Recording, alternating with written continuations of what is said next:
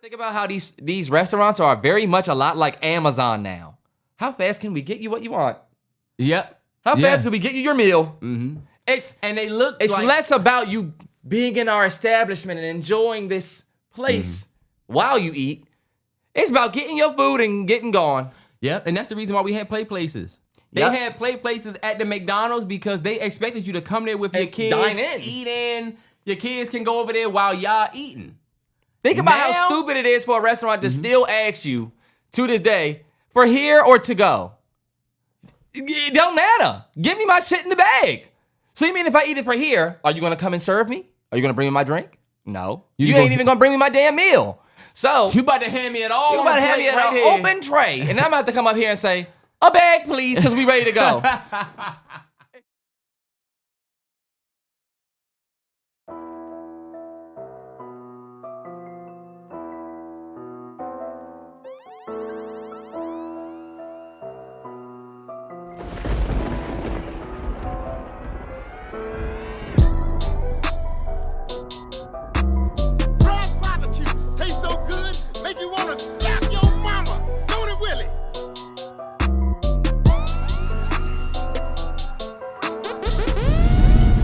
Yo, it's the MalloryBros podcast, episode 266. I got my Commanders jersey on because my man Terry Mclaurin just got that bag. You hear me? You hear me? You hear me? You hear me? 32 M's a year. They said he wasn't going to get his money. We laughing at you now, and we're going to be laughing at you week after week when my man's in the end zone. But yeah, so shout out to him. Shout out to bruh. And shout out to you. We will get to Terry Mclaurin. He ain't even let me get back to it. I was going to say shout out to Lesotho. Oh, my bad. Go ahead. The small country of Lesotho, Africa. 266, that's y'all, believe it or not, that's y'all calling code. It's y'all week. Do we got anybody from the 2? That's no bull. Anybody from the 2. These niggas ain't from the 2. Look, what type of food you had there? Yeah, that's how niggas be getting you. You go to a nigga country, they say, country, what you eat when you was there? Man, another Tuesday, another week. Real, what's popping? Man, ain't shit, man. Ain't nothing. We had a good weekend. I say we had a good week. 100. Couple rainy days, couple boring days. We spent Sunday in. But I'll stop. Weekend recap. We stop right here. Took my brother-in-law and his girl to Mike's. They ain't never been before. We been. And they was talking big cash shit, too, in the beginning. It better be good because we gonna be honest. Oh, Mike's gonna show you every time. I know this is y'all little spot, but no. If it's not good, we're gonna have to be honest with y'all. Just let you. It's like, okay, all right, bet. You ain't got to put Mike up to that test. One Aussie roll and you gonna say, oh, all right, bet. I'm spinning the block on this place. Come on, you know we had. I went 2 baskets. You went to Aussie rolls? Yeah, sir. I'll take 2. John. 2 baskets of Aussie roll. You might as well bring the other joint. It's just me and A. Mm-hmm. Once the Sunny B get hers, my basket of Aussie rolls. Your basket. Your basket.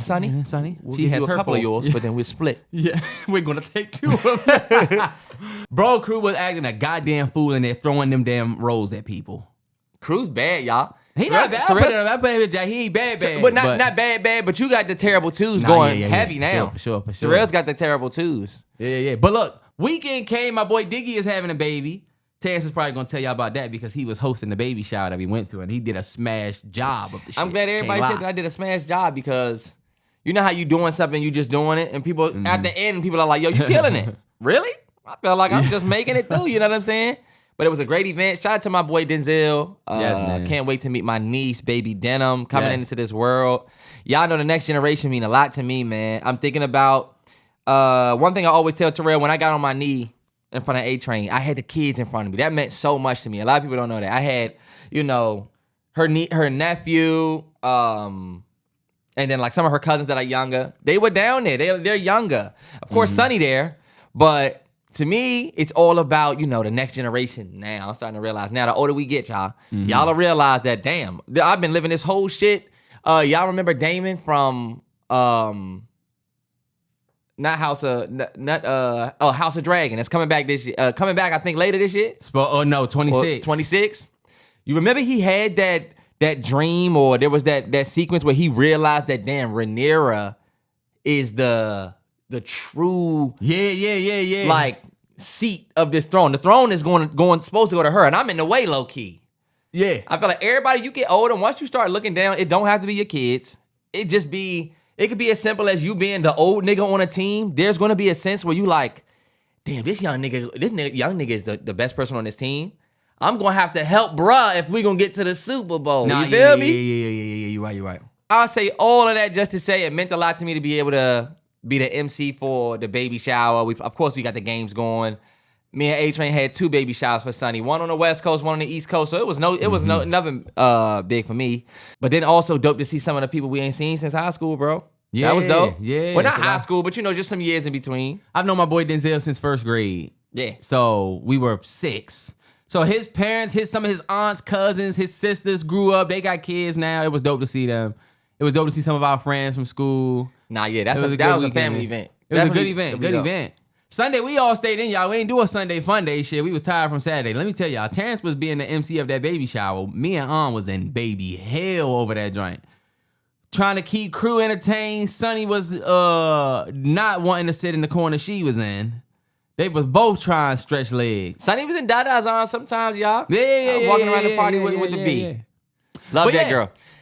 One thing I will say though, downloaded the FanDuel and was completely reminded about why I deleted that bullshit. I said, God that's all damn. it took. He ain't have it a week, y'all. He already back in the negative. I said, I'm gonna just wait for regular. Look, y'all gonna laugh at this.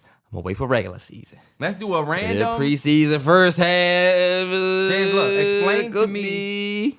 Terrance, explain to me this NBA. Michael Porter Jr. might have had a point. Like I'm about to piss off all of our subscribers. Explain to me this WNBA tweet. In 2... Don't ask him, Terrell. Don't ask him, Terrell. 1 minute or less. Don't ask him, Terrell. In 1 minute. It says, all I gotta say is y'all are not Nafisa Collier fans. Y'all are Asia Wilson haters. What they talking about? They're only saying that because that is coming from an Asia Wilson fan. All I'm gonna say is real quick. That's coming from an Asia Wilson fan. Nafisa having her year, dog. Nafisa just went off. So you know what always happens? This what happened. When Nafisa go off, they say, now look, this is why people say that. Nafisa cooking, people say, we see who the real. Think about that. I want you to think about when Steph Curry cook and they say, hey, this conversation about the GOAT about to have to change. It'd be like, let's not make it about her to big up her. Oh, okay, yeah. No, for sure. I think Visa having a better year, better team. Bro, have you seen Asia Wilson cooking shit this year? I feel like Asia Wilson been cooking shit this year. Her team just not the same without all those other pieces. As a nigga because I just seen that real quick. But look, we are gonna start with sports shit though, y'all. Ladies, y'all got to bear with us because we got some sports shit to talk about. Ladies, bear with us. Never mind. You started like Bow Wow. Bear with me. Oh, shorty, she said, oh, she timid. She don't want to take it there with me. Oh, hold up. We in it. He sucks, man. Oh, hold up. Look, bro. So this week we got a retirement from 2 absolute NBA legends, and I'm a nigga that don't even watch the game. I don't really keep up with the NBA like that, but back in their era, I can say I watched, right? And I put this on my docket because, and I'm gonna read this to you, Terrance, and I wanna know what you think. But I put D Rose retired. He's a legend. John Wall retired. He's a legend. This is the first time in my life I feel like Jordan fans. And the reason why I feel like that is because the conversation very quickly y'all turned into, y'all know how new sports fans are, right? Ring culture is like, oh yeah, the Bulls are doing all of this for D Rose and retiring his jersey number only for his son, but he never delivered a ring. And then John Wall, right? Everybody was talking about, his career. And it was like, yeah, but like, okay, so yeah, he played somewhere for a long time, but he didn't get a ring. This was the first time I feel the Jordan fans in the sense of I was there to see it, so I understand this part of it without the rings. Yeah. I feel like the way niggas looked at D Rose growing up, is nothing you can tell them niggas about D Rose. It's nothing you can tell certain niggas about D Rose. I'm telling you. He one of them niggas you just certain. Even people who was trying to, and this is coming from a Wizards fan, y'all, so some people might not like this. It was people trying to say D Wall, and it was niggas trying to put Wall and D Rose in the same category. And as much as I love John Wall, that nigga was not Derrick Rose. Derrick Rose. That nigga was not Derrick Rose. He was just a small step below. Derrick Rose was just before all of the injuries, that was a niggas forget how far Derrick Rose was taking the Bulls by himself. And look, people don't like to hear the by himself part because he did have a decent team. Yeah. But like, I think the reason why you see a lot of things happening for D Rose, no rings, is because a lot of times players deliver relevancy to a team. And that sometimes is enough. It won't ever equal a ring, but sometimes you could be appreciated enough for that. Like Adrian Peterson Viking years. Like if the Vikings wanted to you could easily say how many rings did the Vikings win because Adrian Peterson was, but like, dog, ask a Vikings fan about the Adrian Peterson years. Yeah. Like, dog.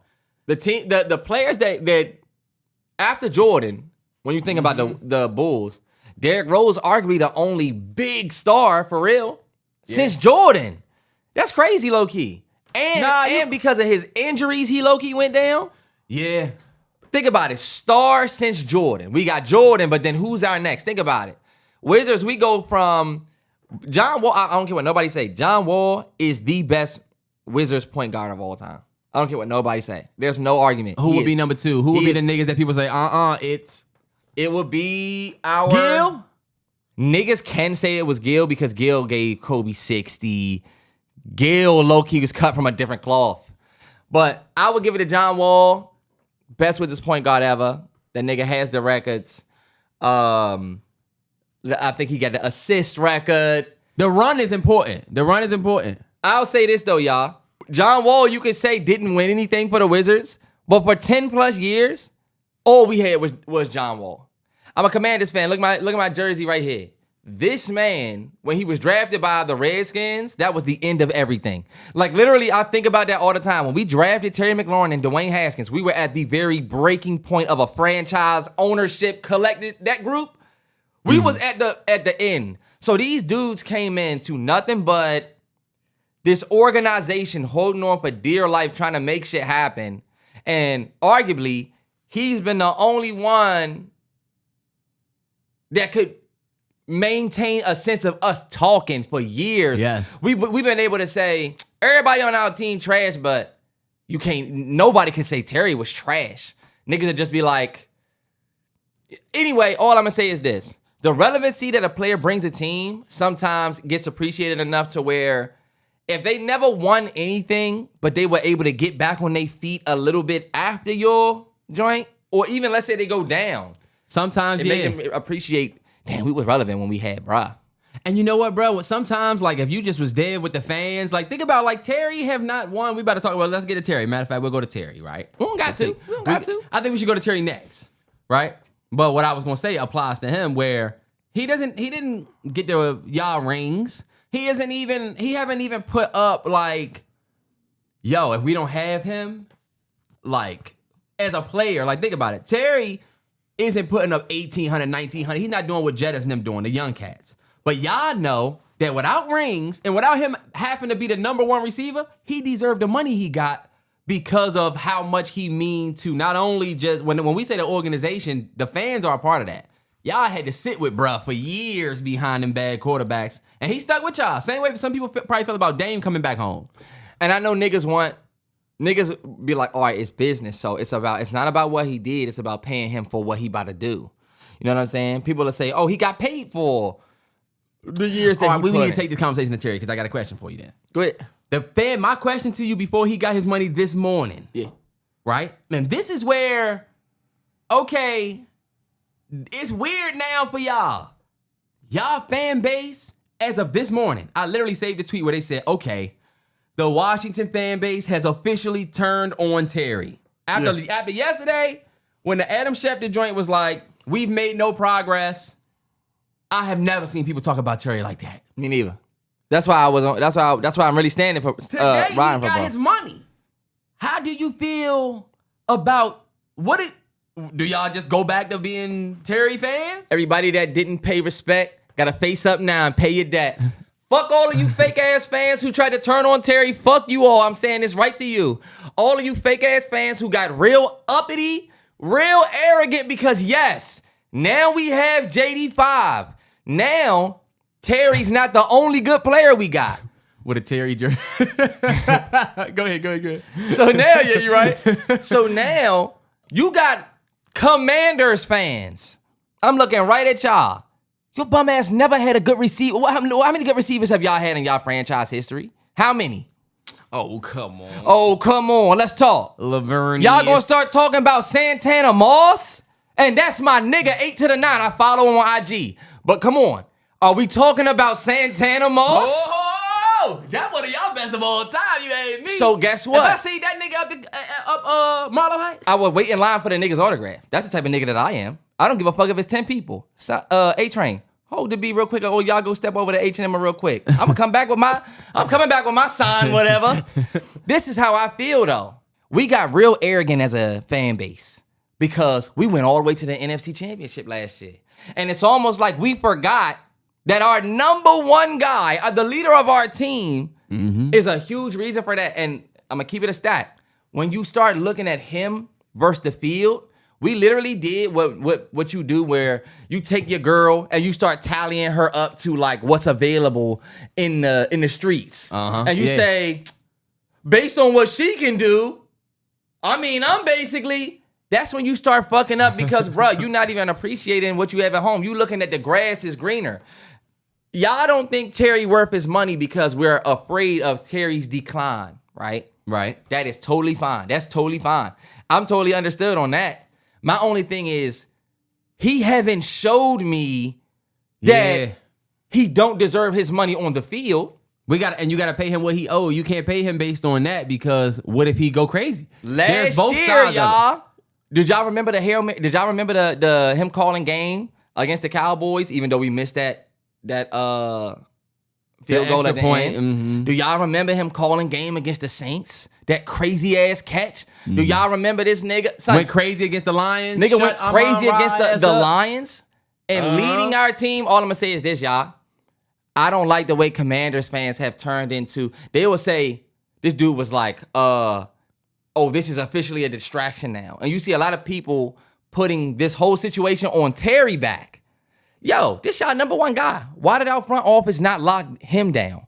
Like, this dude was like, because I said it's business. I said, this is business. This is a two-way street. This is Terry's fault as much as it is the ownership, Adam Peters and them fault. But guess what? People are like, it don't matter. This dude said it don't matter. Business hurt the product. That's true. But we need to look at it that way. When Terry come out and he rusty, don't say, this all Terry's fault and he didn't deserve his money because arguably the business has stretched this. If y'all gonna do it with Shedeur, you got to think about it with Terry, because that could take us to our next topic. Because it's a business, right? Oh, let me tell you what I think about Terry, right? Because let me ask you another question about Terry. I think the man deserves his money, right? And I wanted to ask you first about the fan backlash, right? Because that was a thing. Yeah. It was like, yo, y'all talking big cash shit about nigga. Now he got the money, and it's glad he got the money. Nigga, you just said we should move on from this nigga. That's a fact. I feel like I wanted you to address that first. Yeah. Now I want to know how you feel about the break, what you just kind of alluded to. Bruh ain't played. Yeah. Now he getting ready to go out there. And I think Terry, I feel like he's kept himself in shape, whatever. But there is a possibility of a potential. We don't know what we going to get from. I feel like y'all got the most questions. For y'all to have gone to the NFC Championship, I shouldn't not feel like y'all are going right back. When the San Francisco went, it was like, the next year it was like, even though these motherfuckers look good, we have to worry about these motherfuckers because they probably gonna go. Yeah. You know? And I get that came after them going a couple times. Y'all just went once. But that next year after the Bengals went, even though they was ass them first games, coming into the season, I feel like we looked at that Bengals team different than we looking at y'all. Yeah. I feel like, you know, you can just chalk it up to Washington disrespect, whatever. 100% that is it. That is it. We just went to the NFC Championship, y'all.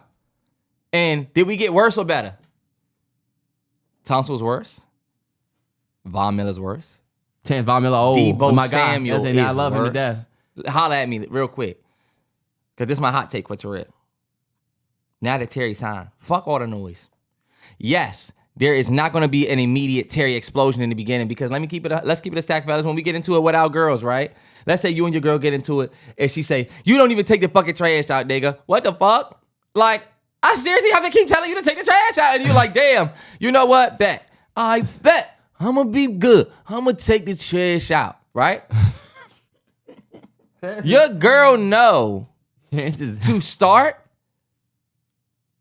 it's gonna be rocky, you know? What you mean? You're gonna do your job, take the trash out, but when you come back in the crib after taking the trash out, I want you to think about this. Y'all you think about when you in a all my people in relationships or with brothers and sisters. You argue. Come to a solution. Disagreement. Solution, right? All right, back. Now we back here. But we good. You know? I'm gonna do my job, you gonna do yours. Right? There's always this weirdness. Trey, you used to be a manager. Think about when you told somebody, if you want to be a manager, you got to show me. That little period in the beginning, we good, but you showing me something. And even if you mess up, you remember what we talked about. And this don't count against you. Okay, yes. So all I'm going to say is, the early days of Terry might be a little rocky, because like you said, he haven't played. You never said what happened when you come back in from taking the trash out.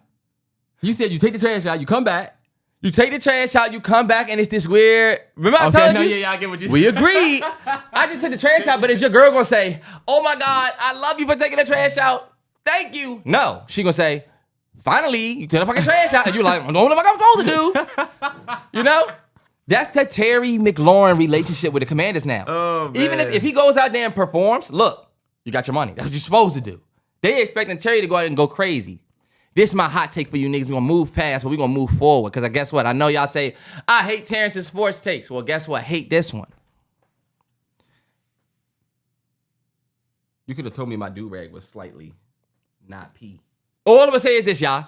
I'm putting my bid in. Terry McLaurin and Deebo Samuel are going to be the best receiver duo in the NFC East. Better than A.J. Brown and DeAndre and DeAndre Smith. That's a big statement. Better than George Pickens and CeeDee Lamb. Watch how crazy Deebo and Terry go. For all my niggas who play Madden, if you play with the Commanders, it's crazy as fuck on both sides, and you already know. That's all I'm gonna say. Deebo and Terry about to go absolutely the one you insane. got to worry about is you got to worry about AJ and Devontae, just because AJ Brown do not fuck with his quarterback. Do y'all know that? Deep ball game is AJ Brown. Like Jalen Hurts. That's me being a Jalen Hurts hater. Jalen Hurts deep ball crazy. Nigga be just throwing it up and AJ go up and snatch that motherfucker down. But only reason I'll entertain y'all convo is because y'all have what I think is the best quarterback in the division in JD5. Cowboys have had Dak for 10 years. I was talking to my man Jason. I said, nigga, why does it seem like our whole life has been Tony Romo and Dak? He said, bruh, 18 years. He said, Tony Romo played like 8 9 years. Yeah. He said, bruh, this is our 10th year with Dak. Our whole life has been, this has been their whole life. I'm not worried about them. I feel like CD's still gonna get his, but I feel like now that you got Pickens, CD had a crazy ass year because I felt like at the end, God, so he was the only one that was like playmaking at that point, at his level. CeeDee Lamb is a beast. Dallas had little pieces, right? In the receiving core, but CD was the guy, same way I feel like Terry, right? But CD went crazy. I don't feel like CD has the year he had last year, this year, because now you have Pickens. Pickens gonna get more looks. Not saying more looks than him, but now you gotta split that load across the two. Yeah. I don't know if I can put Deebo, who is on a prove-it year. Okay. And look. He gonna show y'all something. Sitting here with a Commander's jersey. The nigga sitting here in a Commander's jersey. It's like when you watch the fucking Titans. The nigga sitting there with a Titans shirt talking about how Cam Ward's about to be the rookie of the year. Okay, of course you think this because it's your team. But nigga, we will see. We don't know that for sure. I got my bid in for 8. I don't know, bro. CD and Pickens could be scary. I'm gonna go AJ, Nem, CD, and then y'all 10 because they have to prove it. Terry have never had a 1,500 yard season as a receiver. He also had his first year with a competent quarterback last year. Cool.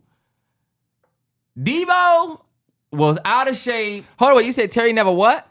He never had a 1,500 you yard. see what I don't like about that? Terry has managed damn near 1,000-yard season almost every year of his career, Yes, he has. even with shitty quarterbacks. But because he didn't do a 1,500-yard one, when we start talking, we don't know about his ability. When we start comparing, because Terrance, think about it. Them receiving yard numbers and touchdowns are going to come. They're going to be very important to this conversation you're trying to have. Yeah. So when I think about CD, done went and got him 1,800. AJ done went out, put up 1,300, 1,400. Y'all will see, man. They've had better systems, but we still got a lot to see from y'all before we just about to say that. Terry McLaurin, Deebo Samuel, y'all getting ready to see. It's going to go crazy, bro. It's going to be nuts. Because y'all know who throwing to him? The best quarterback in the league. Damn near. You better hope he better don't have a sophomore slump. It's not looking like it. Speaking of slumps, Shedeur went out there, y'all, and it did not look good. Shedeur went out there, look bad. I can't lie. I feel like you should feel dumb as shit. I don't. After you guys up here was trying to make me eat words like he was like a star already. Look, and we now, we know you're happy. And we know you're happy about this. And I told you, I'm not. It was niggas hitting me that was like, oh, I know I'm going to have to hear about you on the podcast. Y'all think I'm going to get up here and get on and what? Be happy that the nigga had a bad game? No, but you're going to get in that. You're going to be annoying still. I'm coming to talk to Terrell and all of you fans, not fans, but Shedeur fans, who tried to say that I was hating. Okay, Terrance, let's talk about it. Let's talk about Bruh game, right? I don't think he had a good game. I looked at the footage of him versus Dillon Gabriel in the pocket, they pocket presence, how he was taking sacks, how we could blame the line, but low-key, if Shedeur was to be a little bit better with this, he could have, whatever. Everybody did they work on the TL. I think at the same time, some things happen. Yeah. That we feel like Shedeur just was not being given the fairest. Think about this, T. The first thing we get is the Eric Dickerson news. ED from Shannon them saying that he has this source. I hate when they do this because they don't tell you what the source is. Were you surprised at that news? Because I wasn't. You know what I thought was funny? We told y'all during the joint, he needs to stop doing this because the league is going to make an example out of this kid. And y'all said, y'all just hating, y'all just don't want to see him win. The league makes an example of him and people say, oh my God, the league made an Why do y'all not look at the people who said this would happen? It's the people are trying to, it's not because it's not people like you. It's because you're agreeing that the league made an example out of him. There's people we were that telling you that he was going to do that, though. Terrance, but the conversation is about the people who make it seem like the league isn't making an example out of him. He's just this. And I feel like we said, I can't say nothing for real because his game was bad. But T, you can't also say that the league is making an example of him at this point. I think ED's example of league making an example of him was the draft, right? Was the draft, yeah. But T, I think the Browns got stuck with him. Stefanski and them never wanted Shedeur. Having Snoop do the last 2-minute drill, Tyler Huntley do the last 2-minute drill, and then you cut him 24 hours later. What's the answer to that? Because this is the thing, T. Shedeur may be your QB4, your QB3. He might get the role behind Dillon Gabriel. But if you about to keep this quarterback, right? You don't want to see that 2-minute drill from him? You're going to see the 2-minute drill from this guy who you're not about to keep. What about the 10 minutes of pure garbage play that I feel like they saved Shedeur by not putting him out there for that too? Y'all had Adam Troutman out there throwing Terrell burgers, and he was out there forever. If it was a 2-minute drill, they would let him do it. If y'all had Tyler Huntley and Adam Troutman, as bad as Troutman played, y'all would let Troutman do the 2 minutes. But this is my thing. I feel like a lot of people looked at it and was like, oh, why they ain't let Shedeur do the 2-minute drill? But I was thinking, I'm so glad they didn't let Shedeur get out there and again put more bad highlights on wax. But you know what, I thought they was looking out for bruh. Do you think it would be a good thing, though, if he did? Because I feel like, look, you wanted him to have that chance to do the 2-minute and win the game. Because he could have, you're right, he could have get your redemption. Your redemption could have been in that 2-minute drill. And then we could say, yo, he was taking some bad sacks. But hey, we saw what he did under pressure with the game. I also feel like this, though. I do feel like, okay, if he goes out there in a 2-minute drill and plays bad, worse, I think we also need that on film if I'm the Browns. I want him to go out here and fuck this 2-minute drill all up if I don't like him. Yeah. Because that just make my case for what we may do with him in the future. I just don't see, it just seems like they don't even want him to be there, you know? We feel that. We can feel that. And you know? Yeah. Maybe are we being too, you know? Because that's the thing. People will say, Like the Shiloh thing. They cut Shiloh, right? And they're like, he was undrafted free agent.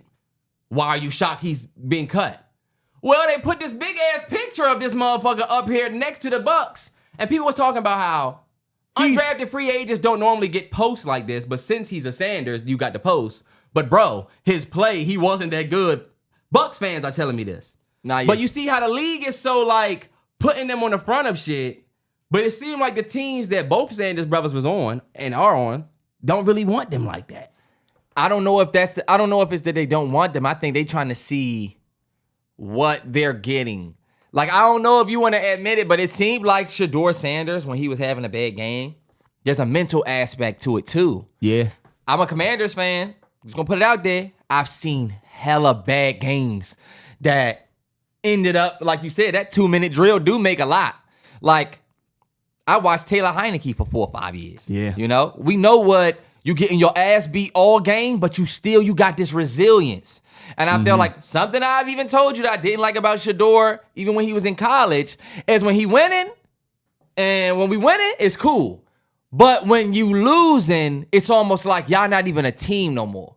You know what I mean? I don't see so much as I don't see this team leader in a loss as much as I see a team leader in a win for Shedeur. We know Shedeur gonna be on the front of the magazine when y'all winning, but when y'all losing, it's not what you did. How do you handle that? How do you step in front of this media as the leader of our team? Because we want to see you grow. We want to see you be something like a Russell Wilson. One thing I do respect about Russell Wilson, that man is a professional. Been in the league years, got his wins and his respect, got his losses. You know, he still handles the media, I feel like, a certain way. I think when you saw Shedeur getting flushed on the field, I was thinking, even myself watching, I was like, get him out of there, get him off.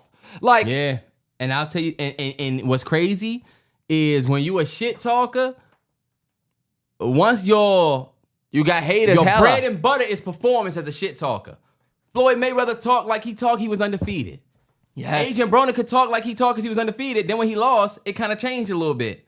Even in other sports, think about it. The person that talks the most shit normally is very good at whatever they do. Even like a Dylan Brooks. Very good defender. It's still gonna be tough for you to score on me. Pat Bev, no rings, no championships, but like great defender. If they go out there and have bad defensive games, you look even worse. So when you a shit talker like Shedeur going out there and having a bad and looking bad in play, it just takes all the steam away from your aura. Not the same. It's just not the same. He looks so flustered. He looks so flustered that like.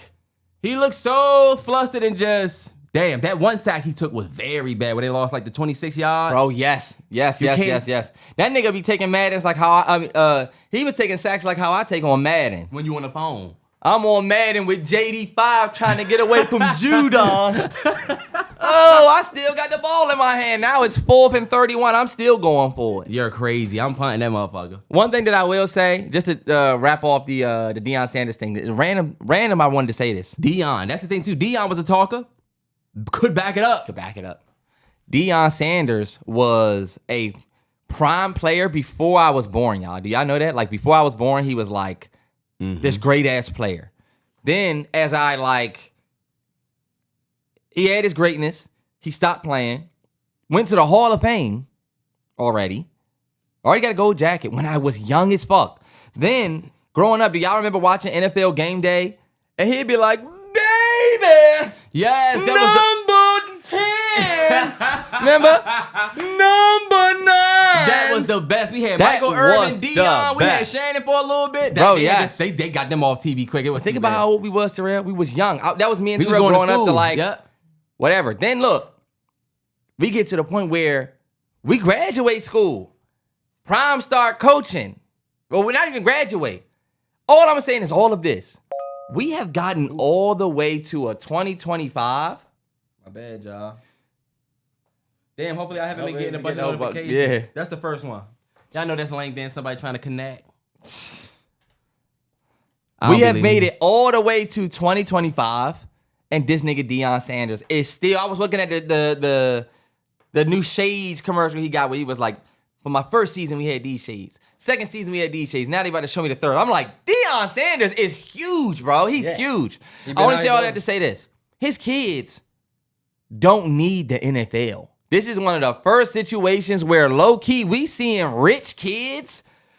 We used to see, look, Steph Curry father played in the league, but you went to the league with respect in a way where you needed this. We didn't feel like Steph was already rich. Yeah, you already good. We know you was good in life because your father.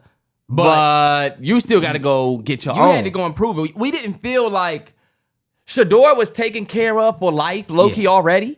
You're in Popeyes. They in KFC commercials before you even get to the league. You're following. We already know what a following does. Your following alone means you good, low-key. So I'm going to ask you this.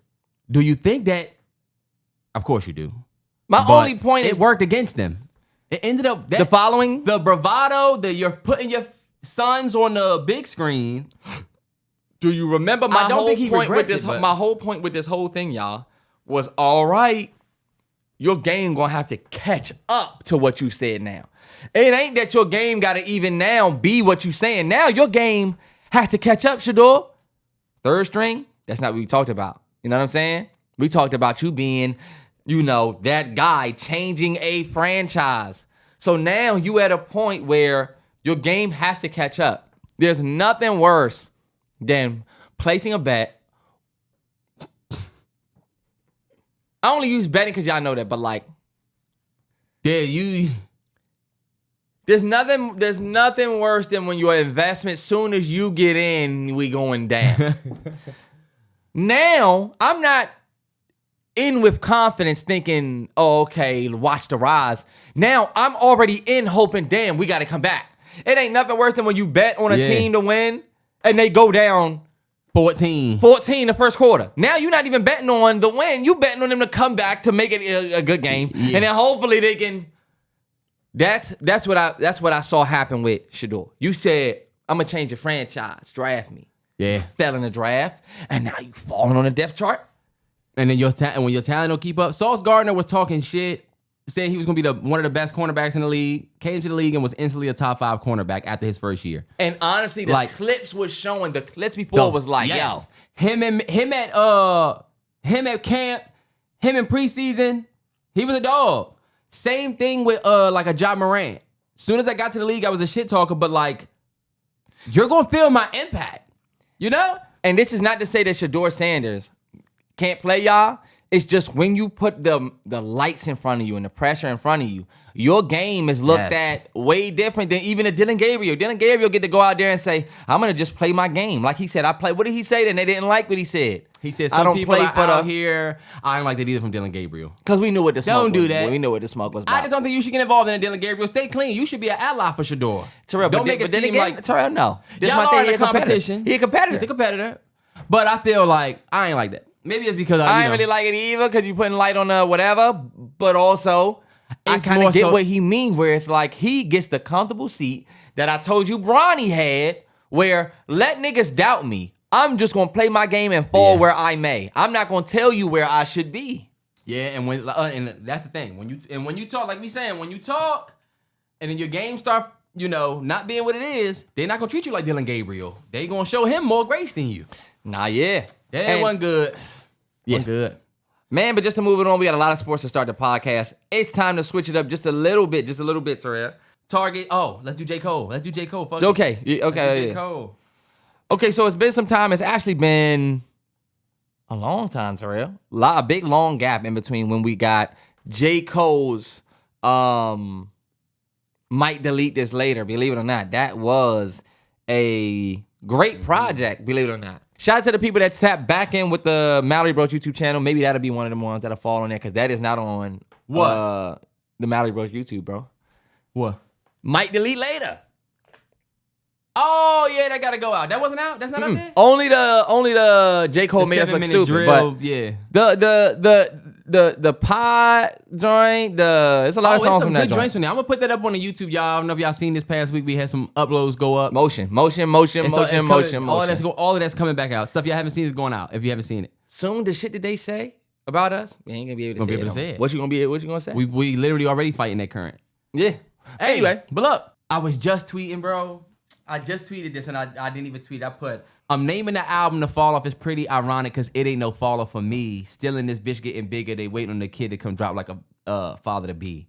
And I said, because I'm listening to the that playlist. Yeah. And I was like, this was literally years ago, and we are still in this bitch getting bigger and waiting on the kid to come drop like a father to be. We are still waiting. And Terrance put this on the docket a couple of few weeks, like probably a month and a half ago or so. Mm-hmm. He put this on the docket. Should JCole still release The Fall Off? And I think wondering about JCole next move has been on my mind as I'm watching all these niggas rap. Yeah. We seeing the clips pop out with a great project. Love to see Kendrick come out on the stage with them LA. Yes. That was amazing. Yes, love it. It's like if you're going to get anything in LA, it's that. Like, right now? Yes. If Wale did that verse, when clips come to DC, come on. But I also will say, y'all, LA has seen Kendrick. Terrance, you could also make a point that I think it'd be doper. This is just me. I think it'd be doper if they was randomly like in New York and Kendrick comes out in New York. Like, oh shit. Everybody know you. Now, everybody in the LA crowd be like, I saw Kendrick at the pop out. Oh, okay. You know? Nah, yeah. But I feel good about it because it makes sense for me because I wasn't love there. It though. Since I wasn't there, I get to say, oh, of course it was LA. If it was like Wisconsin, I'd be like, what the fuck they didn't do when they were get Kendrick? Yeah. All I'm saying is you see that crowd go way crazy because they're not I would not expect Kendrick coming out at Northwest Stadium. What? Nah, yeah, for sure. The out-of-town crowd, for sure. But, y'all, watching the Clips album run, JID put out his album, listen to the Gunna Project. We still got so many videos that y'all haven't even seen yet. I couldn't help but think, man, I look to the left and right and don't see my nigga out here, man. I wish he was outside. I feel like my nigga went to jail or some shit, you know? Nah, yeah. It feel like, damn, where Cole at? Cole normally killing features at least, you know? Yeah. It's just been abnormally quiet for Cole. So the question of should he still drop The Fall Off, Terrance, I'll let you start. What you think he does next? I honestly never thought J. Cole should have dropped an album called The Fall Off. Maybe we should let me start. I just felt like calling it The Fall Off was you trying to basically like forecast people saying you fell off. So I'm going to call my album The Fall Off just so when they say I fell off, well, I'm hanging it up. They gonna call this The Fall Off anyway because artists normally fall off. I feel like I get the premise of it, but I kind of felt like you said, it's pretty ironic because it ain't no fall off. Something with the golden pin, the top rusher, the spot rusher, the crop duster. That nigga's low-key not spot rusher. Nowhere near cranium, niggas. It's the shit that's blowing me. It's like the Javante Tank Davis shit. You're not nowhere near the end of your career. Talk about that. Yeah. You're not nowhere near the end of your career. But J. Cole was telling us The Fall Off is coming. The Fall Off, my last album. Okay. I would just listen to the Black album. Man, it's the artist game. He's a J fan. That's the thing. He's a J fan. But I hate that part of the game, especially when we know what you're capable of and what we got coming after you, which is bullshit. Yes, that's true. We want you to stick around. I think J. Cole would benefit from, and this is just my opinion, J. Cole would benefit from just standing in front of what you did and not behind it. I don't care. Don't do what Ace Hood just did. And they talk about the bezel. Ace Hood, you should never talk about your watch ever again. You should never even say shit about your watch because at this point, it's like old news that you need to be gone from. You should be past this. You should not still be rapping about how niggas talk about your watch breaking 10 years later. Yeah, like, fuck that. J. Cole, you arguably have this big wall in front of everything that everybody gonna say this about, whatever. So before you even do Fall Off, maybe something else like a Might Delete Later, but not called Might Delete Later. It needs to be, J. Cole need to come out very, like you said, you back in a back rap heavy, but not throne talk. Yeah. Just because you don't want none of the bullshit. I'm not even gonna sit here and say J. Cole can't be confident. That's what the nigga's always been. I'm saying, in my opinion, I'm gonna let you rock. Mm-hmm. The best thing that nigga could do, put out a little small EP called something like, I don't know. You need another, you got just 5 projects that says, don't really give a fuck what you niggas think, I can still rap, and I'm dropping. You know what I mean? Mm-hmm. Not just a reminder of who you are. I think JCole probably sitting back, waiting, and then he just want to do this. Bow, bow, bow. He just want to go. Now, you know what's crazy, T? Hold on. Let me go to J. Cole's discography because I want to see when certain shit came out. But, bro, what's crazy is I think Cole already gave us that. Okay, look, I got his albums pulled up here. And when you think about it, T, after we got KOD in 2018, the next thing we get from Cole is the Dreamville run, right? With the Revenge of the Dreamer shit. That was great. The Writing Camp, that was great, right? The next thing we get from him is the off season, AKA, this is some off season shit. Letting us know he can still rap. Think about how people talk about the off season. Yeah, it's not a real album, bro. That was like a mixtape more. That was more like a, I people remember. People don't talk about the off season the same way they talk about some of his other albums. So I feel like, then after that, we get the D-Day joint, the Gangsta Grillz Dreamers joint. That was 22. 24, we get Might Delete Later. And this is after you knew it was time for you to come, low-key. Yeah. You knew, all right, bet, I'm OT Dub. I was thinking about that like this. And I was going to, all right, let's take it to this question I was going to ask you. Because this is a part of this whole thing. I think because of the Kendrick shit, and it's just my hot take, I don't think if I'm J. Cole that I rock with, bro. And I'm not saying he shouldn't, y'all. I'm just saying I'm thinking of like, oh yeah, I don't think J. Cole rock with Kendrick anymore. I really don't think him and Drake's relationship is going to be what it was looking like it might have been. Bro, go back and listen to First Person Shooter. I listened to it this morning. That's why I'm glad you listened this morning. If you go back and listen to First Person Shooter, you kind of understand why like that happens. Terrell, hold on, wait, because you're taking us away from him. I'm making a point. I'm glad you listened to First Person Shooter, though. Because what I'm saying is, the nigga Cole, right, had an album OT Dubs. The nigga was on the way out. And on his 7-minute drill joint, he told Kendrick, like, funny how I got it now. He wanna, what do you say? Funny how now that I got it. Oh, now I'm front of the line with a comfortable lead. Now that I'm front of the line with a comfortable lead. Think about what he was thinking about himself.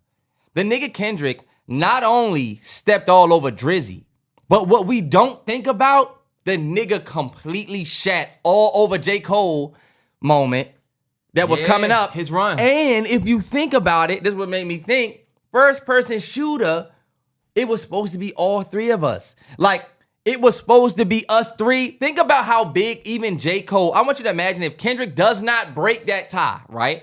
Mm-hmm. If Kendrick don't say that, if Kendrick don't do like that, even though I'm glad he did it, J. Cole, let's say Kendrick doesn't do like that, jumps on First Person Shooter, and we get that crazy big three moment. J. Cole whole life is different, bro. J. Cole album gonna go crazy. I got support from my brothers where I can have Kendrick on one track, Drizzy on another. Like, yeah, their whole fall off, their whole breakup did exactly what he spoke of in that little freestyle where he talked about, lately they tried to throw the bronze at me. Remember I used to always say they threw the bronze at me. Oh yeah, ooh. Talking about the Kendrick and his Drizzy, right? them niggas is superstars to me. Uh-huh. You low-key kind of pointed at like that. You know what I mean? Just like that was your moment, Terrell. For you to say, fuck the big three, it's just Big Me. But you chose to say, oh, they threw the bronze at me. Them niggas is superstars to me. And it literally put you as permanent three. Yeah. That's when he should have had his I don't like that move. But look, T, y'all get on First Person Shooter, and Drake is on that joint saying, look, go ahead, say it then. Who the GOAT? Who the GOAT? Yeah, like a kid that act bad from January to November, nigga, it's just you and Cole. AKA you and Cole. Fire double on. But look, if I'm Kendrick, I hear that and say, oh, he's saying bet it's just them two niggas at the top. What does this nigga J. Cole say first? Right, look, big is the what? Bet, we got the hook. This nigga J. Cole come out and say, niggas so thirsty to put me in beef, dissecting my words like niggas looking too deep. Look, I look at the tweets and start sucking my teeth. I let it rock because I love the mystique. Like, you talking about beef shit, I'm about to spaz on you niggas. Yeah, I'm about to spaz on both of y'all. He's talking about it's just me and Cole. Fuck these niggas. First Person Shooter, we at the top of the game like Jordan and whatever. Y'all mentioned my name. What did Drake say? What did We the big Cole three. say? We the big three, like we started a league. Is it K-Dot? Is it Drizzy? Is or it me? K-Dot? If Is I'm it Aubrey Kendrick, or me? Some niggas, bro, are wired. Don't say my name. In Don't the say song, my nigga. name ever. You know? Yeah. Never say my name. And I feel like Kendrick felt like that. So yeah, now looking back, like that makes sense for how it was. We can talk about all of the shit that was to happen after this whole shit got started, right? But to me, that would piss me off too. And when we think about JCole, bro, it's crazy what we actually experienced and witnessed. It's crazy. But talking about JCole and what he do next, I'll agree that I don't think the fall off should be next. I think his next project should be just something that is a brand new project that's on some. You need a moment like how Freddie just had. Yeah. Freddie put out Alfredo 2, and it was just a reminder of how dope Freddie is. You know, like, oh, bet Freddie dropping again. We love You Only Live Once. That was a great album. This nigga dropped Alfredo 2. We loved it, and it's just another like, yo, Freddie could go away for the rest of the year. And when we say his name, it's gonna be that nigga's good in my book. Alfredo was fire. This was fire. He's good. Freddie had some crazy shit hit the TL and niggas have stopped talking about. Exactly. You know what I'm saying? I feel like J. Cole, we still are referring to you by that moment. Yeah. You know? You need new moments. But like, are you still thinking of, bro? Even think of a Drake who actually lost the battle, still has given us different moments with the Party Project, with the, and believe it or not, they even like Drake got there's a lot other of negative wins press too. outside of, even if you don't think it's a lot, he got some small motion outside of the beef even already, and he's the one who took the biggest loss. I feel like you as the one who bowed out, and your fans don't even give a fuck. and your fans don't give a fuck. It's niggas like Terrance that's pissed. And I don't even give a fuck anymore. I'm just kind of telling. I'm on some. And there's no really. We really just wanted to talk about this because where is J. Cole? We ain't seen, bruh. You know, we want to see him pop out and do stuff. Think about it. Weird. You know what I'm saying? Nah, yeah. We do, and like what you saying is true about how Kendrick didn't only just flatten out the Drizzy trajectory that Drake was on. He flattened J. Cole, you was in shit. the middle of a rollout. You're in the middle of a rollout. So, and I'm not gonna put it on Kendrick because, like, again, the first person shooter shit, I popped off too. I just think about when the nigga said, "Nigga, fuck the big three. Nigga, it's just big me." I remember hearing them words like, "Oh my God." It was one of those, oh shit, we've talked about this shit for 10 plus years. 10 plus years. This nigga just said it. He just said, fuck the big three. And I think even though I don't know why first person shooter didn't hit like that for us. I remember people saying, "Oh my God, Drizzy and whatever, they first person shooter was about to be." First person shooter went #1 is an amazing record. If you go back and listen to that joint, bro. But look, I'm saying I don't remember it like how, like they talk throne shit, but I don't remember reading it as much as. Oh yeah, bro, that response made me think. Because oh up shit. till Kendrick said what he said on Like That, everybody was doing that. Yeah. J. Cole do that every record. Yep. Saying you at the top. And the fact that he said, "Is it K-Dot, is it Aubrey or me?" It was like the first time I felt like, for a little minute until like that, Well, it felt a little like, small minute. We got 3 goats. These niggas are legends and they mentioning each other. Yeah. That quickly age how it age. Can you imagine if we got first person shooter with Drake, Cole, and Kendrick, and them niggas just said, "Fuck it, we gonna do eras." I hate these tweets. I know, but can you imagine? Because we all grew up off the 13, like that 2013 era was crazy for all 3 of them. Nothing was the same. Born Center, Good Kid, Mad City. Imagine if them niggas was actually cool and they said back for the niggas who grew up listening to us, we gonna do a tour and then end with a first person shooter and Kendrick is on the end with it. I'm not gonna say that I appreciate the beef, but I actually would have really appreciated that hip hop moment, bro. Nah, yeah, for sure. But it's one of those things that's almost, it hurt to say stuff like that. It's like, because the industry was too fucked for us to have that type of moment. Somebody would have got the short end of the stick. Yeah. Cause we ain't seeing that. Yeah. And this nigga Drizzy would be rich if Kendrick just did that. For sure. Drake would have been rich. And guess what? There's no way, when you look at how everything kind of happened, it doesn't not make sense on anybody's side for me. Like, I 100% get why Kendrick said, I can't let this nigga be, do this. You know what I'm saying? Especially like with all of the backstory. And if you go look at the way that nigga was talking, it all makes sense. But just trying to keep it on J. Cole and what he should do next, put y'all thoughts in the comments, man. What do y'all think J. Cole do next? Do y'all still want the fall off next?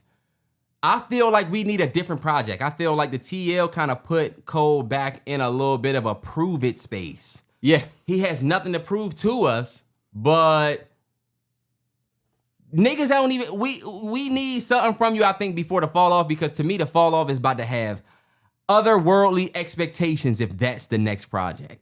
And I think let's push that off, JCole. If it's true that it's ironic because there's really no fall off for you, then let's keep that bait out there, which is the fall off is my last album. But keep doing what you've been doing, which is I'ma still, because I like it, because it's the artist thing to do, bro. It's what Jay did. It's what, I'm about to retire. I don't think I can do this anymore here, just to get my fans like, oh no. Oh no. I gotta go get the black, you know? So, put y'all thoughts in the comments, man. What y'all think, man? Cracker Barrel just released their new logo. And their logo used to be, if you don't know what Cracker Barrel is, it used to be a man. It's a breakfast restaurant. It used to be a man, kind of like sitting down on the bench a little bit. You can Google it. I'll put it in there. In a barrel. And it said Cracker Barrel beside it. Very simple. Now their logo is just a simple Cracker Barrel. 2 words, one on top of the other. Yellow block.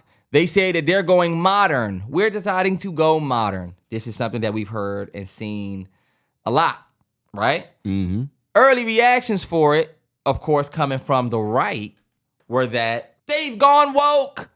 They took the man off the front. Because look, take person off and just go business does look like going woke. It looks like, oh, we don't want a man on the front of it. You know how they say, oh, we're not going to do a man. We've seen gone woke, you could arguably say with, I was talking to A-Train about this, Aunt Jemima. Aunt Jemima went to Pearl Milling. No more woman on the front. It's just the barn. They made the barn the fucking. Yeah, Uncle Ben. No more Uncle Ben rice. It's just Ben's rice. Ben's no rice, man. Yeah. No man. We talked about different restaurants like McDonald's who went away from. Miss Buttersworth thick ass, the only one still out there. Miss Butterworth thick ass still do me right every morning. All right, you taking it? I told A-Train. You taking it? Miss Buttersworth. You supposed to make it. It's supposed to be like a lighthearted thick. Miss Buttersworth. Right there, all right. That thickness. Yeah. But look, we talked about other restaurants that have done the same thing where we've seen a lot of restaurants go with a more modern approach where we saw McDonald's go away from Ronald McDonald and the animated McDonald's, and it started to look like your service. I want y'all to think about how these restaurants are very much a lot like Amazon now. How fast can we get you what you want? Yep. How fast can we get you your meal? Mm-hmm. It's less about you being in our establishment and enjoying this place while you eat. It's about getting your food and getting gone. Yep, and that's the reason why we had play places. They had play places at the McDonald's because they expected you to come there with your kids, dine in. Eat in. Your kids can go over there while y'all eating. Think about how stupid it is for a restaurant to still ask you, to this day, for here or to go. It don't matter. Give me my shit in the bag. So you mean if I eat it for here, are you going to come and serve me? Are you going to bring me my drink? No. You ain't even going to bring me my damn meal. So you about to hand me it all. You about to hand me an open tray. And I'm about to come up here and say, a bag, please, because we ready to go. It's backwards for a company to even ask you here or to go. That's like an old. In 2025, it's starting to get a little rudimentary in some places. Now, I'll tell you this. It is a little dated of a idea because, like we said, McDonald's makes 70% of the company's income through the drive-thru. They making too much money on getting you in and out. So it's dated. But if you still on the Marie's Diner experience where you got to come to our experience, like those are more niche now. And you need to get TikTok motherfuckers to come to you. And as a business person, you're going to make your money. Yeah. And as a business person, you do need to lean more towards what's fast and money. Terrell, I want you to think about if you owned a Chipotle, right? Because this is a real story. The Chipotle that we was going to introduce curbside pickup.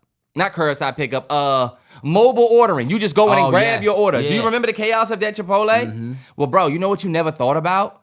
That Chipotle was doing like, and this is a fake number. That Chipotle was doing like 4,000 online orders compared to 750 customers walking in and order. You know what I mean? Mm-hmm. So it's almost like Our number of online orders is so big that you even, while you making your bowl, you got a bowl right here being made for somebody that ain't here. Hell yeah. And 2 bowls being made here. So you as a company, man, and Chipotle did this, we have to figure out how to prioritize what's the forefront. Not what our company has always been. Because the world is this. We might have came out and said, we want people to come and eat in here and enjoy this establishment. Mm-hmm. But then you realize the pandemic hits. People love your food. They ain't got time to sit in there, and they really want your food. Mm-hmm. So you start mobile ordering, and now you realize, damn, our whole idea of opening a business has to change. That's how you need to think now in 2025. Yeah. Not even trying to get like preachy, y'all, because we have done 2 weeks of that. I told Terrance, I said, hey.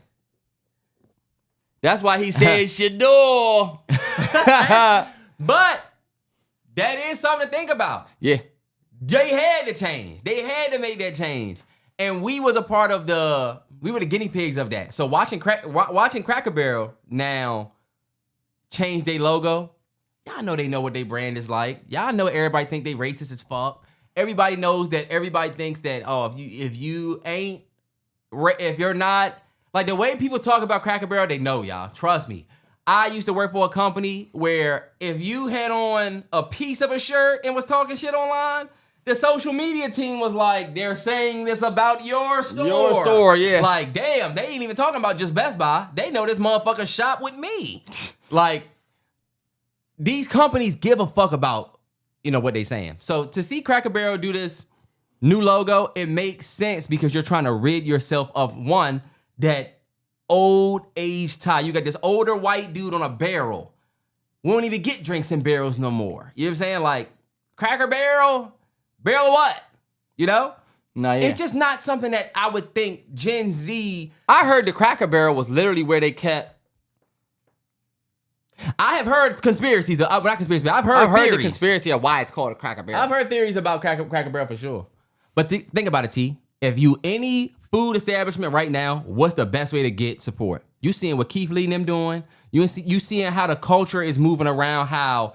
Hey, I'm on my TikTok. I went to this low-key spot. Ain't nobody really know about this. Think about how Chili's redid their menu and that girl or Applebee's in the menu went viral on the net. Cracker Barrel has none of that, bro. Or you look at the rebrand that a Red Lobster made in the face of getting ready to close all their stores. They go for a more modern, a more up-to-date thing with the crab boils and the... Young CEO put the motherfucking company on his back. This is what I'll say, y'all. I do not have a history or a life going to Cracker Barrel. I've always heard that the food was okay or whatever, but we just didn't end up going. I'm an IHOP kid. You've been to Cracker Barrel a few times. I've been to Cracker Barrel a few times, but bro, I would not be able to tell you what to get from the menu. All I'm gonna say is this, y'all. I don't see this modern update as a woke, y'all are trying to conform to today's times thing like you seeing some people say because they took away the logo. I ain't gonna lie.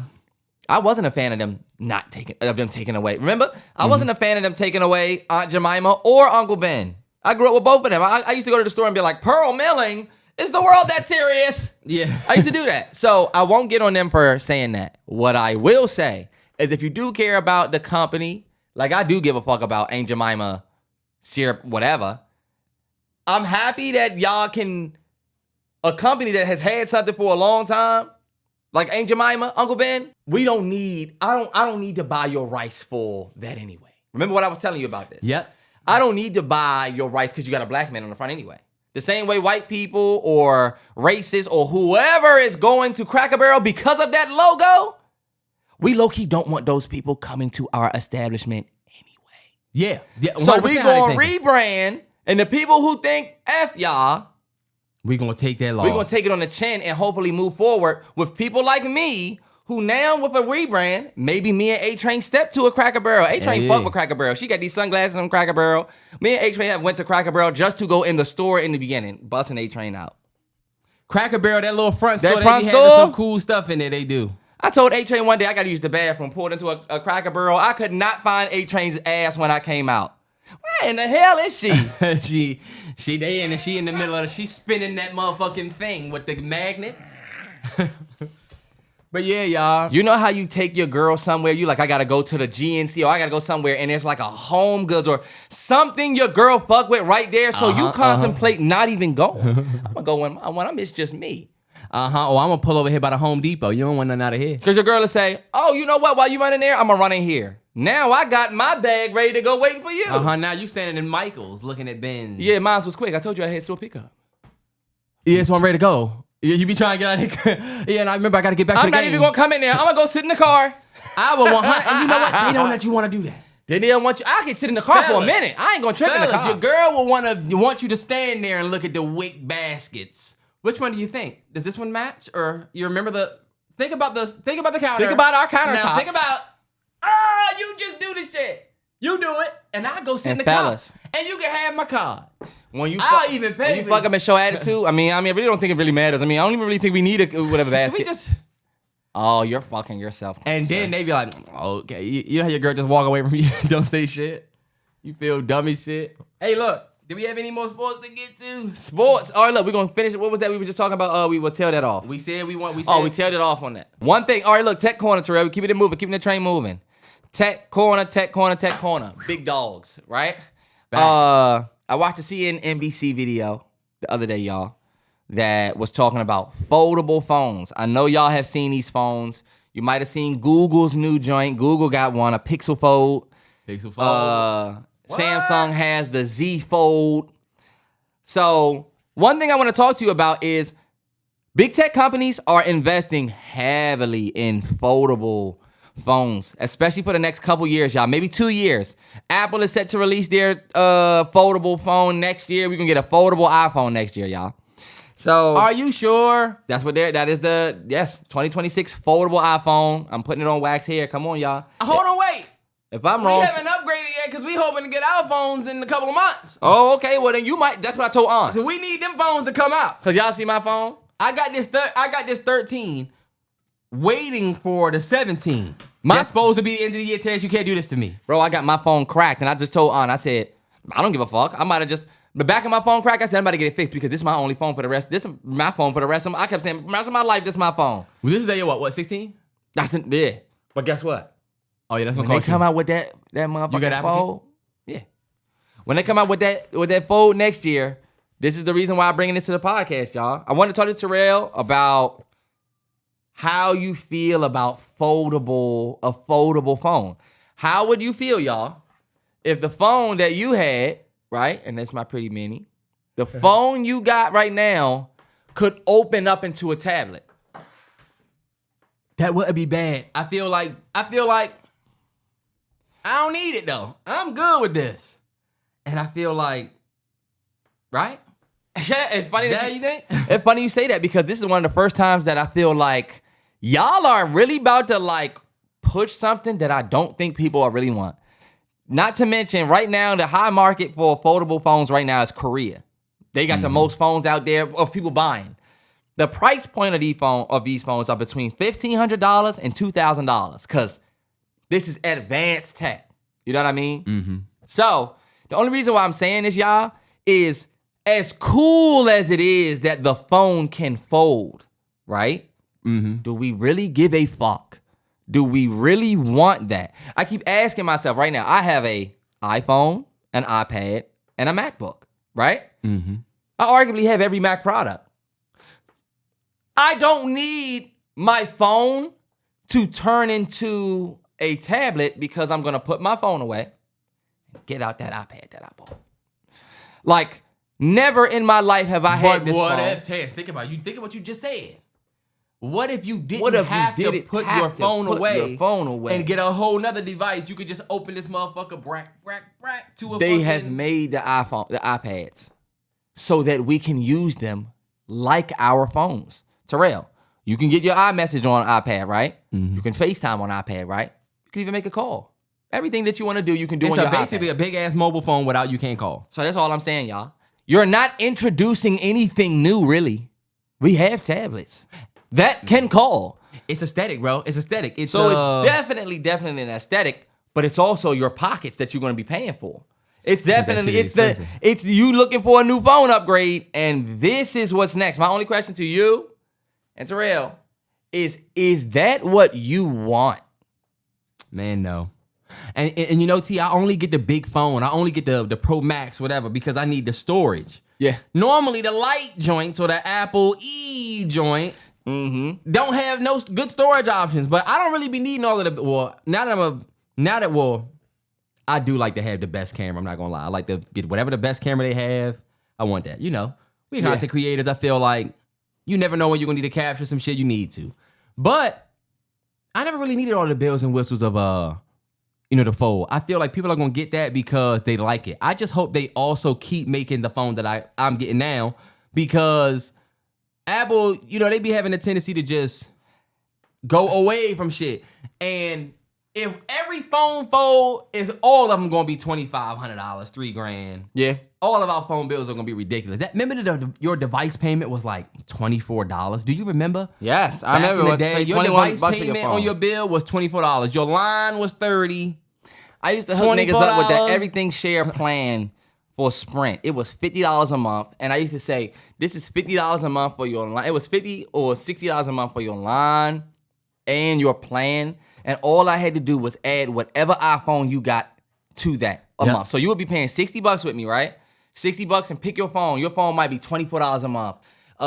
28 was like the big one. So you would go from paying 60 plus that 28. I used to have niggas stepping out with like a after tax, you got $90 on your bill. And your bill 96. Yeah. Now, don't let you have two motherfuckers with phones. Me and Gigi about to go get two phones. Even take you to the one. They gonna hit you for $60 for your plan alone, but then you gotta pay a line fee. Then your phone gonna cost you $50 a month now. Your phone running you $50, $60 a month. You $140 by yourself. Don't let you have a family and a kid.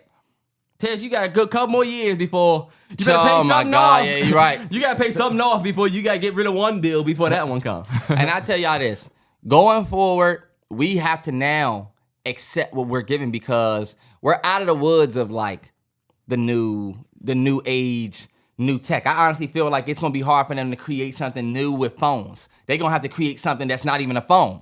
Yeah. It's gonna be called an electronic ear or something. You know what I mean? They can't say this is a new version of a phone. Y'all, I'm letting y'all know this to the podcast because I really want y'all to see how, we getting all the way to the point where we about to get that fold joint, and I guarantee most of y'all don't even really give a fuck. I guarantee you most of you don't want it. They put out a whole Apple Vision Pro, and motherfuckers didn't even give a fuck. And it's because, they not selling them to us no more for the... We went from selling stuff. They going from selling stuff because of what it could do for you to selling it based on... they was talking about Tim Cook versus Steve Jobs and how they looked at shit different. Like, Steve Jobs was apparently more about wowing you with a new product, and Tim Cook was more about usability. UI, yeah.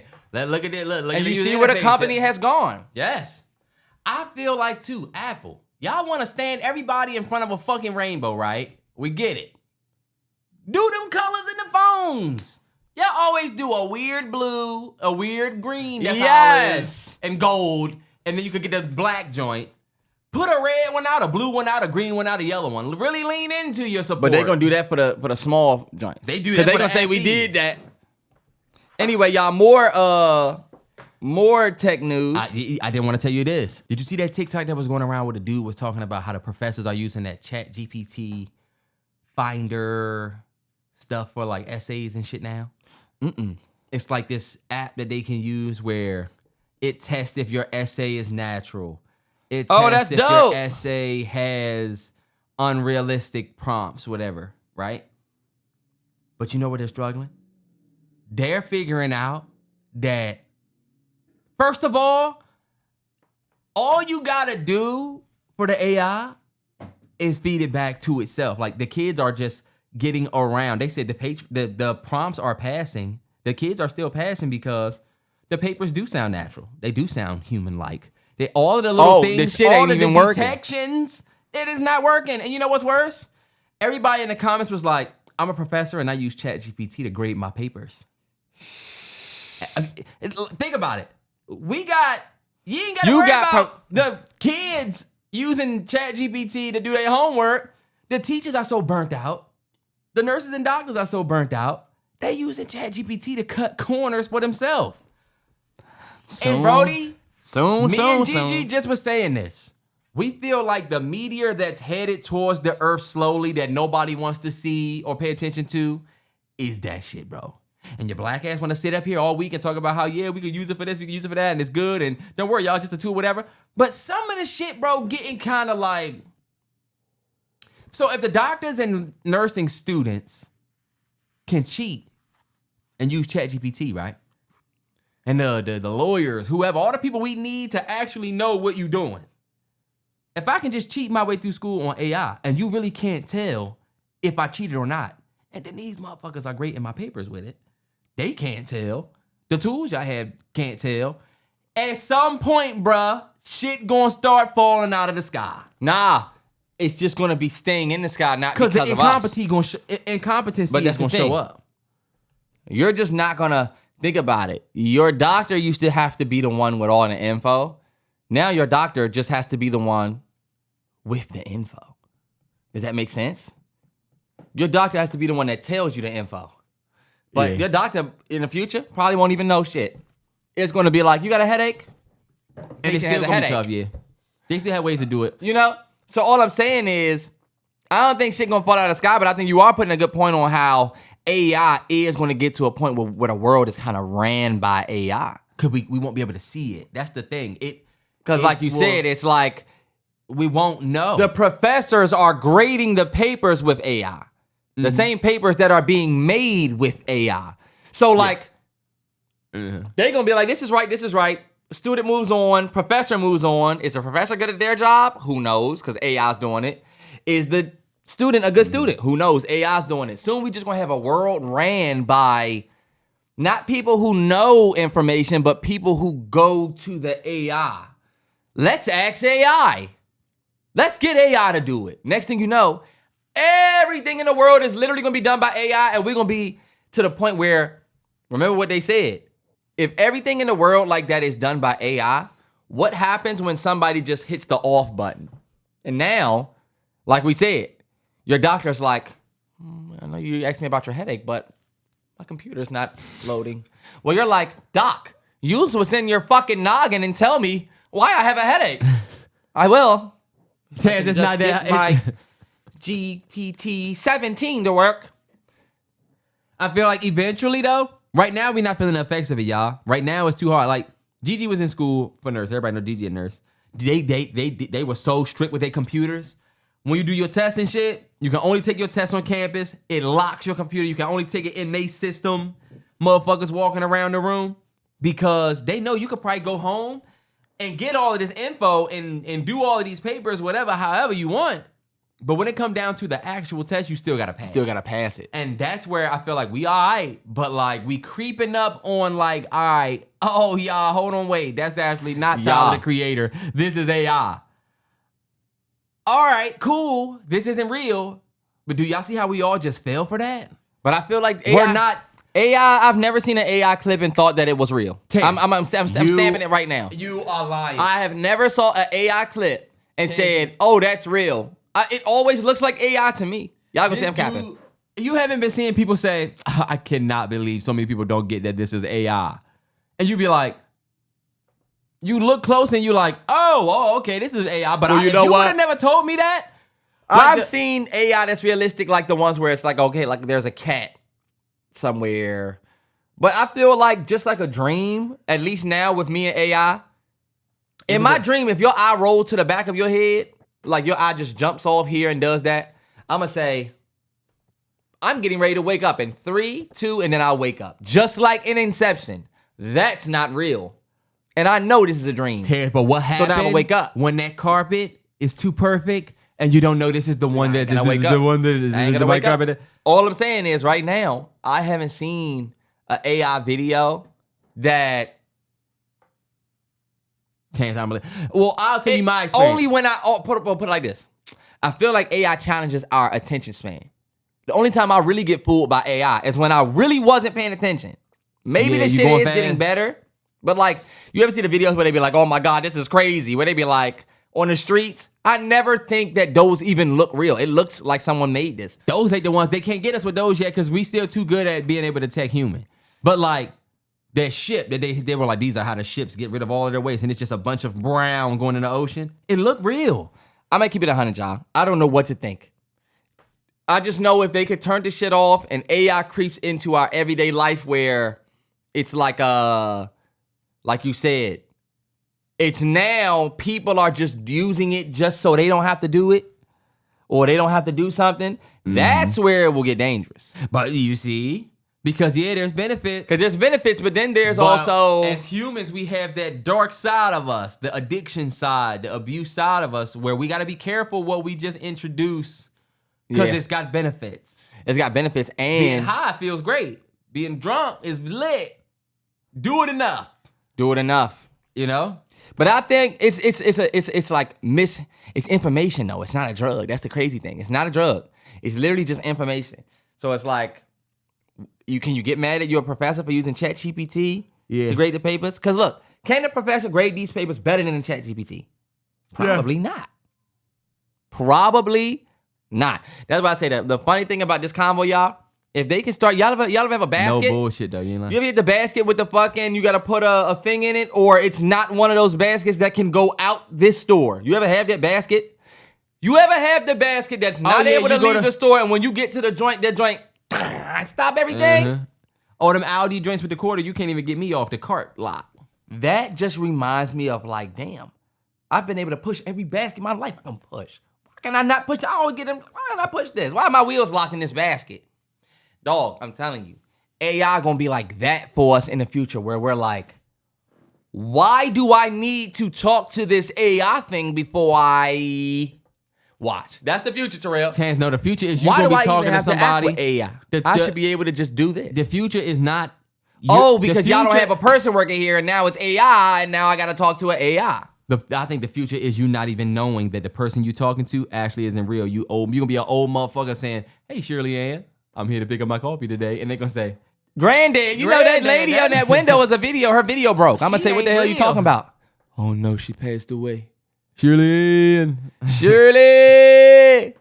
Granddad's talking about the digital projection again. I'm back up there when they fix her. Shirley, you back. They trying to tell me that you ain't real. You know what Shirley gonna say? Don't listen to him. Don't listen to him.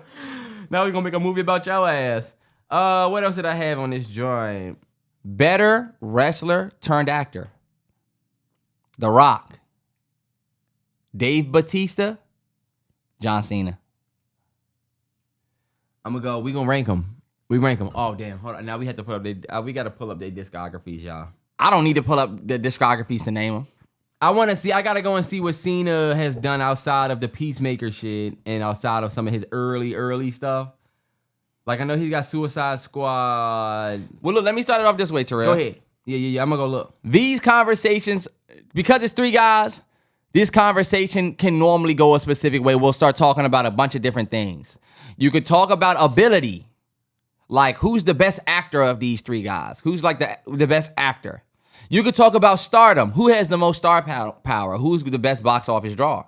And then you could talk about versatility.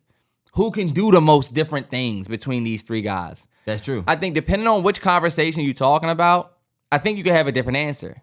I think if you're talking about who's the better actor, I think people, because of his deep cuts and who he's worked with, he was in Dune. You got a Guardians of the Galaxy big piece. He was in that movie about the kidnappers, I think, or something like that with the family. Knock at the Cabin. Dave Batista.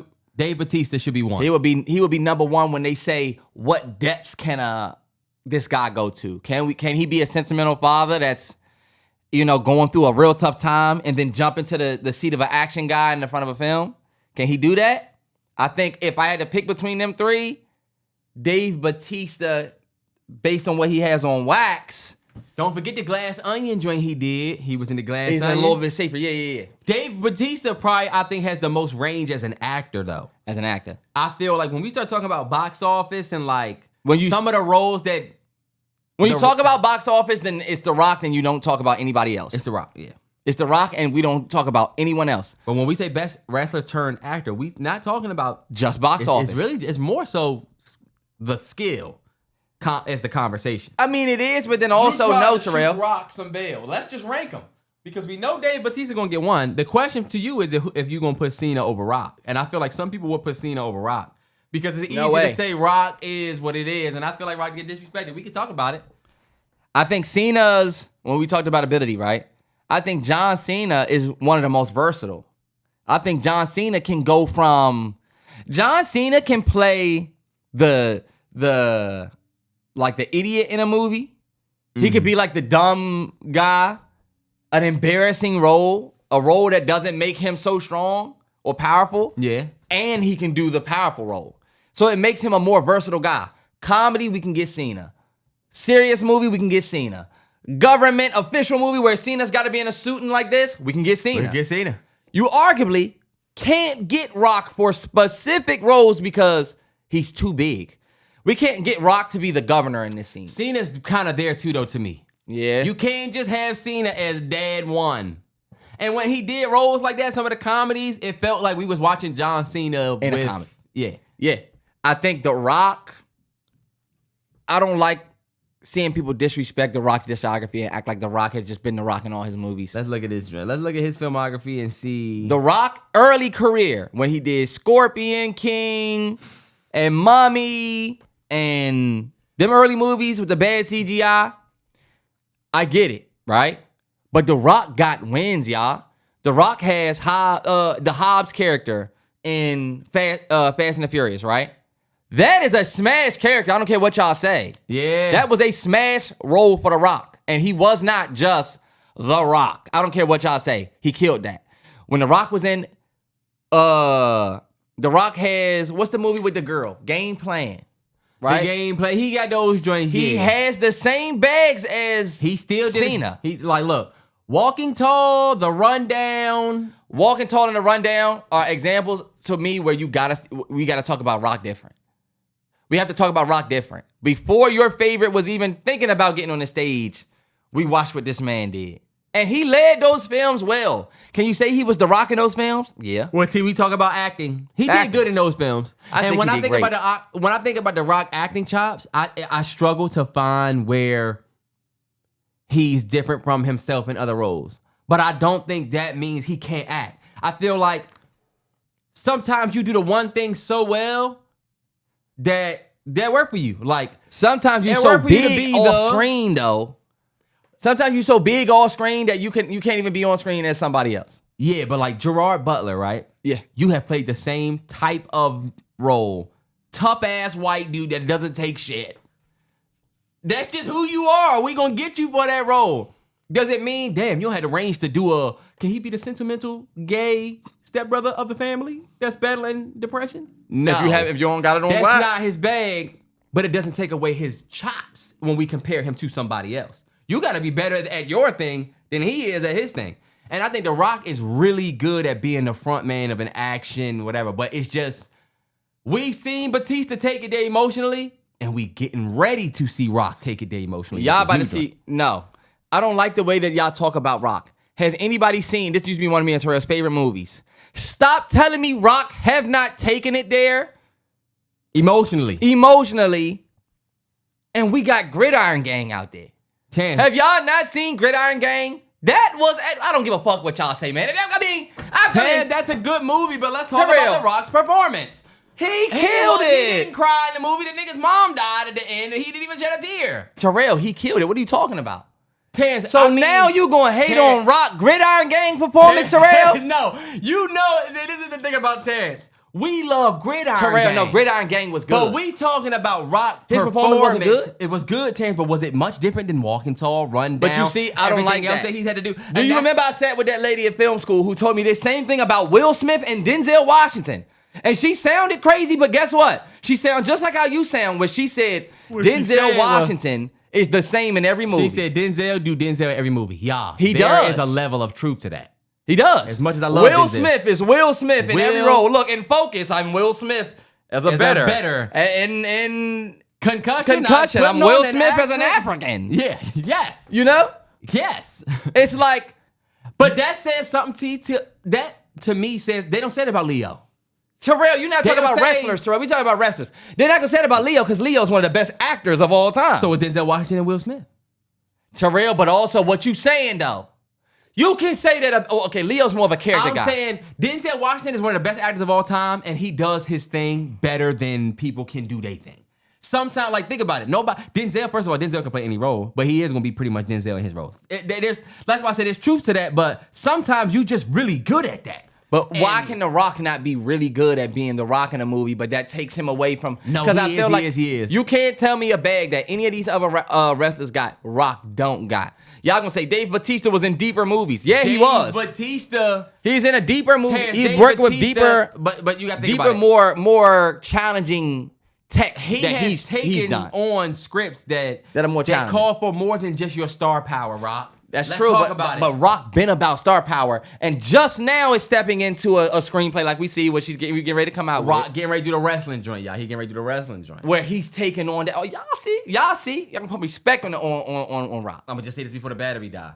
I feel like Dave Batista we've seen do the Marvel shit. He got a whole Drax Marvel arc. Then he's got the little spot performance that he does, like he get with M. Night do the Knock at the Cabin joint. Get with Denny Villeneuve and do Doom. Denny, you in Doom. You're showing that you can do more, bro. And he's playing real characters. Like, I'm not just Batista, the wrestler. I'm not doing my shit in the film. Most of what we loved about Rock, bro, was the fact that it was Rock. But y'all not gonna admit... They got Rock in here fighting niggas like he in the ring. But Dave Batista's not a leading man like Rock. None of you... That's true. None of you will put Dave Batista in your film leading over Rock if you was trying to make money. That's true. If you're trying to make money, The Rock is that leading guy. But T, come on. Let's have the arts conversation that you always want to have. You know The Rock acting chops. We gotta kind of go by the sample size you gave us. But what Rock has on wax arguably is more impressive than what Dave Batista has on wax when you think about the wax. But when we think about the paper. When we think about acting, you see how you doing that? The question is better wrestler turn actor. Well, what tells me that you're a better actor than me if the movies that I've acted in and that the work that I've done has literally brought in millions of dollars, right? Mm-hmm. But y'all gonna say that's my name doing that, not my acting. Me acting in Fast and the Furious, I got a bag like Guardians. I got Fast and the Furious. I was even able to do my own spinoff. Is there a Drax spinoff for Galaxy of the Guardians? No. You got the Hobbs and Shaw. I was even able to do my own spinoff. The Rock was so damn big that DC thought they could do the Black Adam thing on the back of Rock alone, low key. And they learned that Rock ain't enough sometimes, bro. But my question to you is this. Had it been Dave Batista as Black Adam, it wouldn't even have been a thing. That's why I said you gotta put respect on what Rock can bring. We can't give you that, Rock, because Rock, your acting isn't what's making you have this star power. But you see, I don't like that. I don't like that because it is some acting. It is. But the fact that you were already Terrance, it's almost like I can watch Rock in a movie. I want you to imagine if right now, we just talked about the nigga JCole. Imagine JCole stop rapping and start acting, right? And he's leading films. And no, we can't use him. I get what you mean. I get what you mean, but Terrell, that's not fair. Look, he's filling the box office, but Terrell, Rock is not filling the box office with wrestling fans. He's a proven actor now. People love Rock. You are literally the Kevin Hart days. You're one of the biggest wrestlers of all time, and we're talking about the same with these three, right? But you Jumanji, can't. Rock is huge. Terrance, The Rock is huge, yes, but we talking about wrestler turn actor, and it's crazy that you, first of all, you saying this goes against your whole point about what I said about the film. About how Jurassic World was a success. Think about it. Well, everybody you talking about numbers with Rock when we supposed to be talking about I'm acting. not talking about numbers, but I think that his acting is his acting helps the film more than just who he is. I don't think that people are filling the box office like how Beyonce would, because y'all just want to go see anything Beyonce do. I don't think Rock does that. Rock has an element of that, Terrance, where people would just go because it's Rock. People, what's the one he did where the city burnt down, they on a boat in the middle of the city, it flooded, and his daughter got stuck. Like, this is the most... But you see, that's why I say Rock will have flops. I just think... What's Dave Batista's flop? Because Dave Batista is still in the space, Terrell, where people are happy to see him doing not wrestling, low-key. I think Rock has been so detached from wrestling and then done tap back in, tapped out, tap back in. But I think the reason why people he's looked at like more of an actor than anybody else who's wrestling an actor. But the reason people get excited about Dave Batista is because of what he decides to do. Yeah, he makes He's better deciding artistic to cover- choices. He's getting covered in makeup. He's playing roles. He going got to full change his character. voice. He never sounds like Batista to me. Nah. Like even in Knock at the Cabin where he played that dude that was the big conspiracy theorist, we all doing this shit, so y'all need to be with it. Like you never gave me like a Batista feel. It always feels different. I can't say it about Rock. Even watching Final Boss Rock out there, nigga, you look like the Rock. Terrell, but that's not fair. Like, you're somebody that's not fair. Terrance, come on. We just talking about the performance, bro. Come on, Terrance. Terrell, but I feel like you discount a lot of Rock's performance based on what you've known for Rock for years. Maybe you're right. And that's a lot of people. So look, y'all leave y'all comments. It's a great conversation. It always gets sticky. So don't get too crazy. But look, who do you think? The best best wrestler turned actor. You leave your thoughts in the comments. Last thing I do want to say, shout out to everybody who tapped back into the MalloryBros channel. Yes. We got content going back up that joint weekly. Everybody that has shit to say. Everybody that want to talk shit. What can you say now, pimp? He say now it's all happening. Shout out to Everybody Company eats, Man. B. It's all happening. The if you have not subscribed over there, y'all, please hit the subscribe button. We gained, bro. You see, we already picked up like a wave of people from just them videos going back up because people always be wanting to know where stuff is. And we do realize not everybody has Patreon in their country. And it does not mean that we will not still, be doing the Patreon. Of course, the Patreon is our bread and butter. That's our number one. If you want to tap in with all of our latest content, it's Boom, there. boom. It's there. But look, this is what we wanted to say. This YouTube channel is something that we didn't want necessarily put like this. We definitely did loaf on that. The people who say, y'all bullshit on the YouTube. We did, but the rebrand is not coming. It's here. Yeah, it's really just getting for real, y'all. It's really going and getting all of that content that we had just never put out. And first of all, do I feel bad that the content never came out? No, I'm grateful for the realest 9 who supported us for years and years and have made us one of the biggest creators on Patreon. Y'all. Yes. We have been blessed and we have kept up with everything we have missed nothing the last 5 years. It's just not all on YouTube, and I feel like we're not about to put 5 years of shit out, y'all. I'm just going back and saying, all right, bet, starting now, we about to start. We got to get back on our horse here. Shit around. And I told Terrell, I don't know how you feel about this, but the change is this, y'all. Everybody realest 9, man. Everybody realest 9. Like, there's the realest 9 on Patreon, and there's the realest 9 on YouTube. Like, realest 9 on Patreon, they held us down for years, but it's time for us to get back, you know what I'm saying, in good graces with the realest 9 on YouTube. So that's pretty much the plan. Yeah, for sure. Big shout out to everybody that supports us, man. Big shout out to everybody that just be tapping into all of the stuff that we have going on. You know what I'm saying? People be really giving a fuck about the babies, giving a fuck about, the stuff we be talking about. I feel like we got real, vulnerable this past 2 months, Yeah, hold on, I'm getting a call. It was good, bro. Doing this bum ass fucking podcast. We done with this bullshit in a minute. Call you back. But we love y'all. We love y'all. That's not funny, Terrance. I know. I just think that's funny. That's not funny. But yeah, man. Damn. Anything we want to say before we go? Anything that we need to get to? Lesotho. Big shout out to y'all. I got a question. Is you through? I said, hold up. Hit the club. I see Shorty and her friend. I asked, is it you too? Hold up. She said she coming. With you too. Terrance, boo. Oh, she said she gonna do this? What you do? Look, y'all, hey, if you have not replaced your toothbrush and you got sick, you have to replace that. That's all I gotta say. Vitamin C. Terrance, real quick. Terry Mclaurin, payday, babe. SB on the way.